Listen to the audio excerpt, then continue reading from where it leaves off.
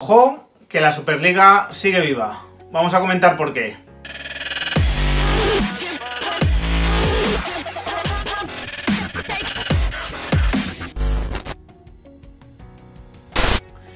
Muy buenas a todos. Hoy día de partido del Real Madrid contra el Betis. Después tendremos un directo. Os resarciré de ese directo que tuve que suspender por la entrevista de Florentino. Hoy sí que lo tendremos, salvo que caiga un rayo en la casa o pase algo extraño. Y comentaremos a ver qué tal va ese partido del Real Madrid contra el Betis que tiene como novedades la entrada de Hazard y de Modric en la convocatoria. Esperemos que termine bien el partido, que tengamos un buen resultado y que sigamos en esa lucha por la Liga. Pero como os he comentado en la previa, la Superliga sigue viva la Superliga, ¿no? El Madrid, el Barcelona, la Juventus y el Milán siguen dando la cara por la Superliga. Y es evidente que todos han reconocido un error de comunicación en la explicación de esta Superliga. Es evidente que tenían que haber dado una serie de pasos previos seguramente para explicar esto, para hacer pedagogía con lo que suponía la Superliga, por qué era necesaria y contra qué iba la Superliga. Porque es que la Superliga no iba contra los equipos pequeños, la Superliga no iba contra el fútbol modesto, contra los pobres. La Superliga iba contra el orden establecido, contra la UEFA, contra la FIFA, contra estas organizaciones que se están quedando el fútbol y que lo rigen en los últimos años y lo están llevando a la ruina, ¿no? Con decisiones completamente desafortunadas. Hoy he leído la entrevista de Joaquín Maroto en AS a Florentino Pérez y la verdad que el formato escrito me da la sensación de que le ha permitido todavía explicarse mejor sobre este proyecto de la Superliga. Ha reconocido errores, y esos los hemos comentado también en el canal, pero ha dicho que es impepinable, que es necesaria y que va a continuar. Y es más, que en la Superliga siguen todos los equipos que firmaron ese contrato vinculante. Un contrato vinculante que como mínimo les compromete hasta el 2025 y que les obligaría a pagar indemnizaciones millonarias para salirse. Por lo tanto, aunque algunos equipos ingleses, sobre todo, cobardemente hayan manifestado su intención de dejar la Superliga, en realidad siguen vinculados al contrato. Lo que han hecho es desvincularse de ese borrador, ¿no? Ese borrador previo que preveía un sistema de competición que podía ser discutible, efectivamente. De hecho, Florentino en los últimos días ya está deslizando esa idea de a lo mejor que haya un sistema meritocrático para acceder a la Superliga, que a lo mejor accedan los 4 mejores equipos de las 5 grandes ligas, que de esa manera el Sevilla, si está entre los 4 mejores españoles, tenga clara su plaza, o el Valencia, o el Athletic de Bilbao, o la Real Sociedad, quien sea, ¿no? Pero que sepan las condiciones previas para entrar en la Superliga. Creo que puede ser una buena medida que seguramente los operadores de televisión o JP Morgan puedan comprar también esa idea, ya que se estarían garantizando de la misma forma pues que los grandes clubs, que son los que les traen a la mayoría de aficionados en el mundo, pues seguirían estando dentro de esa Superliga, porque seguirían estando dentro de esos 4 mejores de cada liga. Y a lo mejor, bueno, pues ahí los ingleses, ¿no?, que han sido tan cobardes en esta ocasión, desvinculándose del proyecto, por lo menos de puertas afuera, pues a lo mejor esos ingleses sí que pagarían el pato, porque no podrían meter a los 6 equipos que sí que metían en el formato anterior, y tendrían, bueno, pues que 2 de ellos como mínimo que ver cómo la Superliga trae grandes beneficios a los equipos que la juegan y ellos, bueno, pues quedarse con una parte más pequeña del pastel, ¿no? Porque Florentino insiste que el pastel sería para todos, que la mayor generación de recursos por mejorar el espectáculo que se ofrece obviamente redundaría en el beneficio de estos equipos, pero también en el resto de equipos, ya no solo porque se podrían revalorizar las ligas, sino también porque se prevé un fondo de solidaridad que haría que estos equipos que no disputasen la Superliga también se beneficiasen en mayor medida de lo que están haciéndolo ahora, ¿no? Pero como decía, más que porque estos 4 equipos, Milán, Juventus, Real Madrid y Barcelona, sigan en liza, por lo que siga viva la Superliga es porque está dejando un debate de fondo poco a poco que antes no había, o que estaba muy acallado, por lo menos. ¿Y cuál es ese debate? El debate es el papel de la UEFA y de la FIFA en el mundo del fútbol, ¿no? Esto, bueno, se ha manipulado por parte de la UEFA, la FIFA y de muchas ligas y de muchos medios, ¿no?, que están muy condicionados por estas organizaciones. Se ha manipulado como un debate de ricos y pobres, pero en realidad, tras morir supuestamente la Superliga, tras irse ese peligro de la Superliga, lo que está quedando es un debate de fondo de, Oye, ¿tiene sentido lo que está haciendo la UEFA? ¿Tiene sentido lo que hace la FIFA? ¿Nos vamos a tragar de verdad que no había dinero, pero de repente sí que hay dinero para comprar esos equipos ingleses? Que ahora de repente Wembley vaya a tener más partidos de Eurocopa, ¿no? Como sede de Eurocopa de los que iba a tener antes, en pago por esa lucha encarnizada en que han seguido desde el Reino Unido, ¿no? Capitaneada por Boris Johnson, por cierto, el hombre del Brexit, ¿no? El hombre que rompió con Europa desde Inglaterra. ¿Tiene sentido que la UEFA compre favores de esta manera? ¿Tiene sentido organizar un mundial en Qatar, país que incumple los derechos humanos por completo y cuyas obras, ¿no? Las obras relacionadas con el mundial han causado ya 6.500 muertos? ¿Tiene sentido eso para ese lema que está defendiendo la UEFA y la FIFA del fútbol es de la gente? El fútbol es de la gente, de verdad, cuando te llevas a un mundial a Qatar y cuando lo pones en Navidades, rompiendo con todo el calendario futbolístico. ¿Tiene eso sentido? ¿Tiene sentido que si el fútbol es de la gente y es de los fans, tengamos partidos cada 2x3 a las 10 de la noche entre semana, donde los aficionados, si pudiesen ir al estadio, tampoco podrían ir por sus obligaciones laborales? ¿Tiene sentido que el fútbol ocupe más del 10% del salario mínimo profesional que hay en España? El fútbol por la televisión, me refiero, los derechos a comprar el fútbol, poder ver el fútbol desde casa cuesta más de 100 euros en España. ¿Tiene derecho que eso suponga más del 10% del salario mínimo interprofesional? ¿Tiene sentido que las camisetas, que deberían ser de la gente, porque el fútbol es de la gente, cuesten 90, 100, 110, 120 euros? ¿Tiene sentido que la gente, que supuestamente en Inglaterra ha hecho recapacitar a los clubes con sus reacciones, ¿no? Por cientos, ¿no? de personas, tampoco hablemos de miles? ¿Tiene sentido que ese haya sido el motor para que estos clubes hayan reflexionado sobre la barbaridad que estaban haciendo en la Superliga, pero sin embargo esas mismas manifestaciones que iban en contra de que grandes oligarcas se hiciesen con los clubes ingleses, con el control de los clubes ingleses, no les sirviesen a estos mandatarios para cambiar de opinión e irse con su dinero a otra parte? A lo mejor es que desde hace mucho tiempo el fútbol no es de la gente. A lo mejor es que el fútbol siempre ha sido un negocio, por lo menos siempre desde hace bastantes años, ¿no?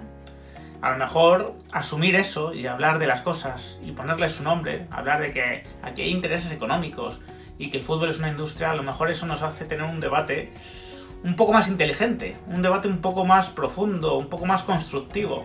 Y si el fútbol es un negocio y es una industria, tendremos que procurar lo mejor para ese negocio y esa industria que tanto nos gusta a los aficionados. Porque que el fútbol sea un negocio o una industria no impide que mueva pasiones, no impide que nos mantenga pegados al sofá o a veces nos haga estar andando por la casa porque no queremos mirar a la pantalla de los nervios que tenemos. A lo mejor es conciliable que el fútbol sea una pasión y que también sea un negocio. Y creo que en ese sentido la Superliga no acababa con ese invento. La Superliga evidentemente tenía que tener una mejor comunicación. No puede ser que Florentino se vaya a presentar un proyecto que cambia la historia del fútbol pues a un programa nocturno en España con una audiencia creo que tuvo del 7%, ¿no? Y yo creo que tenía que haber sido algo más solemne, ¿no? Algo, pues una rueda de prensa de todos los dirigentes, algo un poco más, bueno, pues algo más sólido en ese sentido. Pero al margen de eso, y al margen de que el formato, evidentemente, era mejorable, porque era una liga semicerrada, de alguna manera, no cerrada, pero sí semicerrada, al margen de todo eso, es evidente que esta Superliga iba contra el orden establecido, iba contra todas las incongruencias y la hipocresía que está vertiendo la UEFA, la FIFA en los últimos años, ¿no? Es evidente que la Superliga algún día va a ser. Y es evidente que va a ser porque todos los equipos que firmaron ese contrato vinculante siguen dentro. Y porque todos esos equipos saben perfectamente que el mundo del fútbol está en crisis. ¿Y por qué está en crisis? Está en crisis porque cada vez el fútbol le atrae a menos gente. Cada vez tiene menos clientes el fútbol. Y esto se puede medir con datos. Esto los operadores de televisión lo saben y por eso ofrecen menos dinero cada vez, ¿no? a las competiciones para retransmitirlas. En Italia ha habido una rebaja del 30% en los derechos. Y solo mejorando el espectáculo, solo haciéndolo más atractivo, solo involucrando de esa manera más al espectador, vas a poder conseguir más clientes, más usuarios, más gente que esté dispuesta a pagar por ello. Por eso, el futuro del mundo del fútbol es mejorar el espectáculo, mejorar la competición, hacerla más atractiva. Y eso va en contra seguramente de intereses muy velados, pero también muy evidentes, de estas organizaciones que organizan bolos de selecciones en mitad de la competición de los clubes, llevándose un porcentaje muy importante de los derechos, tanto de televisión como de derechos de imagen de los jugadores, mientras los clubes pagan a esos jugadores que son sus activos y ven como en algunas ocasiones se lesionan, se enferman o los pierden directamente para unos cuantos partidos, ¿no? Eso lo hemos vivido desgraciadamente esta misma temporada con el caso Lewandowski, un amistoso de Bélgica, no sé si era amistoso, era... ya no sé qué competición era, la verdad, pero en un partido contra Andorra, ¿no? Pues el Bayern perdió a su mejor jugador para los meses decisivos de la competición, ¿no? Es evidente que esto es así y que el fútbol hace mucho tiempo que dejó de ser algo para los idealistas, ¿no? Los idealistas, los que somos aficionados, todavía tenemos pues ese amor hacia nuestro equipo, pero ese amor no se pierde por el hecho de que el fútbol sea un negocio, simplemente se tiene que acondicionar, ¿no? Se tiene que acondicionar y se tiene que acomodar a esa realidad que es más que evidente y que desgraciadamente la gente en su reacción popular no ha comprendido que esto de la Superliga no iba para quitarles el fútbol, sino que iba seguramente para garantizarles más tiempo de fútbol, más prosperidad al fútbol. Desgraciadamente hay muchos equipos que van a pasarlo muy mal en los próximos años. El primer ejemplo es el Girondins de Burdeos, que está en riesgo de desaparecer, pero van a venir más equipos. Y seguramente el Real Madrid no va a ser ni uno de los primeros, ni siquiera uno de los últimos. Seguramente el Real Madrid, por su dimensión, por su capacidad de gestión, pueda sobrellevar esta ola. Pero hay otros muchos equipos que van a caer. Y algunos van a ser equipos muy grandes, ¿no? Y entonces la UEFA y la FIFA tendrán que explicarle a la gente por qué no atendieron a otras alternativas, a otros modelos de negocio que podían salvar el fútbol de esa manera, ¿no?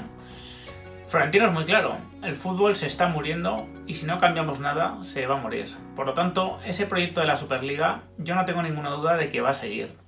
Florentino habla de unas semanas de reflexión de estos 12 grandes clubes que seguramente van a llevar a esquematizar y a hacer un borrador más consistente, más sólido, con todo un poco más claro, ¿no? Con un operador de televisión ya por detrás, con unos árbitros que ya sepamos que van a arbitrar esa competición, con un calendario, con una lógica, ¿no? Evidentemente eso llevará aparejado la reducción de otros partidos de relleno, como los de selecciones, o bueno, pues o a lo mejor reducir algo el tamaño de las ligas, ¿no? De 20 a 18 equipos, para que todo sea compatible, para que el jugador no sea la última mercancía que se utiliza para sacar un euro más, ¿no? Y por eso digo que este tema de la Superliga genera un debate que creo que va a ser más a largo plazo y que va a ser interesante, porque ya empezamos a escuchar a Guardiola, a Klopp, que se oponían tanto a la Superliga, decir que el calendario que propone la UEFA, que el formato que propone la UEFA, que la Champions que propone la UEFA para 2024 no tiene ningún sentido, no tiene ningún sentido. Lo empezamos a oír a estos entrenadores, lo empezamos a oír a ciertos jugadores, Gundogan el otro día también lo dejó bastante claro, y por lo tanto, tarde o temprano, la Superliga no solo sobrevivirá, sino que ganará. Eso no tengo ninguna duda. La lógica se impondrá, se hará de la manera en que los equipos pequeños, los equipos modestos y por lo tanto los aficionados entiendan que es la mejor solución para el fútbol. Y entonces Florentino, que ha cometido los errores de comunicación que hemos comentado, en lugar de quedar como alguien que había perdido el norte y que estaba desvariando, ¿no? Que eso es lo que puede opinar alguna persona o algunas personas que se han manifestado en los últimos días, en lugar de eso quedará como una persona que adelantó lo que iba a ocurrir en el futuro, que fue el primero que puso el dedo en la llaga en un problema tan crónico que ya empieza a tener el fútbol. Y entonces, bueno, pues todo tendrá un cierto sentido, pero creo que para que esto ocurra, pues necesitamos tiempo, evidentemente, y necesitamos, lógicamente, que seguramente un personaje tan nocivo como Ceferín, que preside la UEFA, desaparezca, ¿no? del mundo del fútbol o al menos, ¿no? Empiece a comportarse de una manera totalmente diferente y mucho más respetuosa hacia los equipos que a él, digamos, le dan la posibilidad de ocupar el cargo que ocupan, porque mucho más ha hecho el Real Madrid por la Champions League, por la Copa Europa y por la UEFA que el propio Ceferín. Así que, bueno, haciendo bueno ese hashtag que se ha hecho trending topic mundial en muchos países, ¿no? Ceferin out. Sin más os dejo, espero vuestros comentarios. Si os ha gustado el vídeo espero que le dejéis un like y si os gusta el canal suscribíos. Un fuerte abrazo.